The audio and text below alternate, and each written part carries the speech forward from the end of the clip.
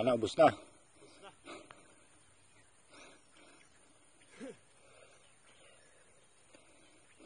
Okay mga ka-Facebook friends, si Bobby naubos.